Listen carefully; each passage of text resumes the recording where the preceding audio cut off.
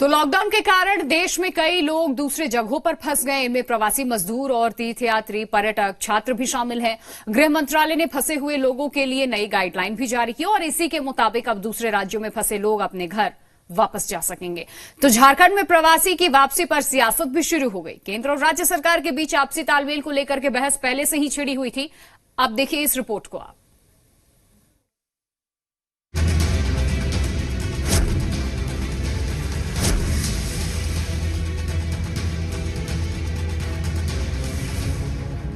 झारखंड के प्रवासी मजदूर और छात्र जो बाहर फंसे हुए हैं, उसको लेकर केंद्र सरकार ने हरी झंडी दे दी है।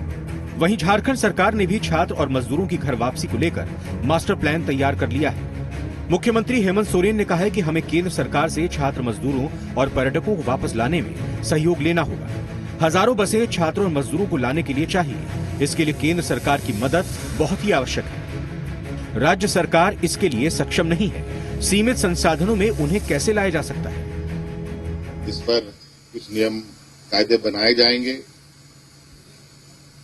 केंद्र से भी सहयोग हम लेंगे, क्योंकि पूरे देश के विभिन्न क्षेत्रों में हमने शुरू से भी ये कहा है कि हम अकेले पूरे देश से मजदूरों को, छात्रों को नहीं ला पाएंगे। राज्य सरकार सक्षम नहीं है।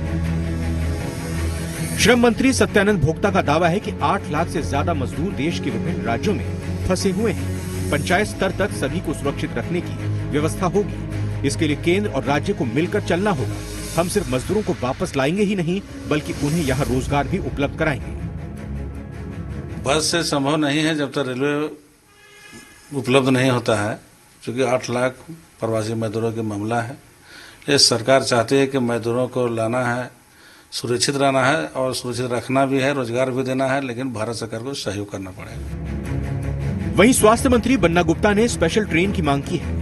मंत्री बन्ना गुप्ता का दावा है कि राज्य सरकार अपने स्तर पर भी बसों की व्यवस्था कर रही है। उन्होंने केंद्र पर निशाना साधते हुए कहा कि सिर्फ भाषणों से काम नहीं चलता, कुछ चीजों को प्रैक्टिकली भी करने की जरूरत है।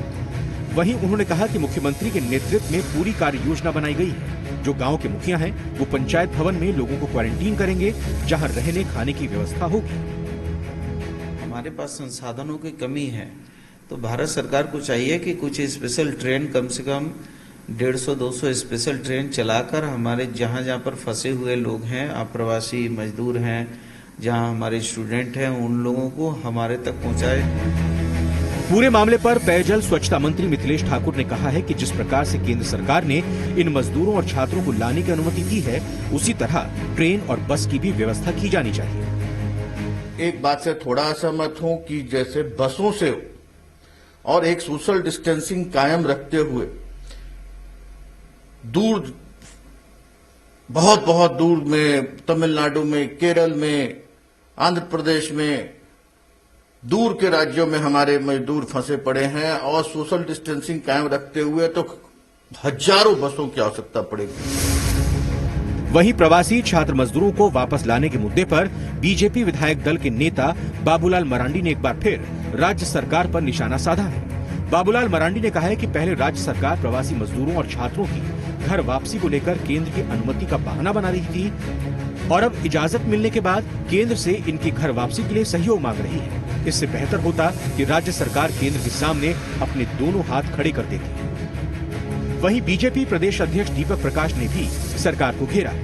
पूरे मामले पर कांग्रेस के कार्यकारी अध्यक्ष राजेश ठाकुर ने भी केंद्र सरकार से मदद की बात कही है। उन्होंने कहा कि बिना केंद्र की मदद के लोगों को वापस लाने में बहुत दिक्कत होगी। देखिए, मैंने कहा कि केंद्र का सपोर्ट तो मेरा, लेकिन इनको प्रयास करनी चाहिए भाई। इनको लाने के लिए तो पहल करनी चाहिए। ये तो पहले कह रहे थे कि भाई हमको परमिशन मिले, गाइडलाइन केंद्र सरकार जारी करे। अब केंद्र सरकार ने गाइडलाइन जारी कर दिया तो आप कह रहा है कि भाई केंद्र की सहयोग चाहिए। तो पहले गाइडलाइन क्या मांग रहे थे? पहले तो वही कहते कि भाई हम नहीं ला सकते हैं। और हम कह सकते हैं ना, प्रतिबद्धता है कि वहां से लोगों को लाए, और लगातार वो केंद्र सरकार पर आरोप लगा रही है और केंद्र सरकार पर आरोप लगा करके अपने असफलता को छुपाना चाहती है। अगर वो असफल है वहां से लोगों को लाने के लिए, तो सार्वजनिक रूप से जनता के सामने कहें कि ये असफल सरकार के असफल मुखिया हैं। छात्र मजदूरों की घर वापसी पर केंद्र और राज्य सरकार के बीच सियासत शुरू हो गई है। देखना होगा कि दोनों सरकारों के बीच कब आपसी तालमेल बैठता है। अभिषेक, कामरान, मदन और मनीष मेहता की रिपोर्ट, जी मीडिया, रांची।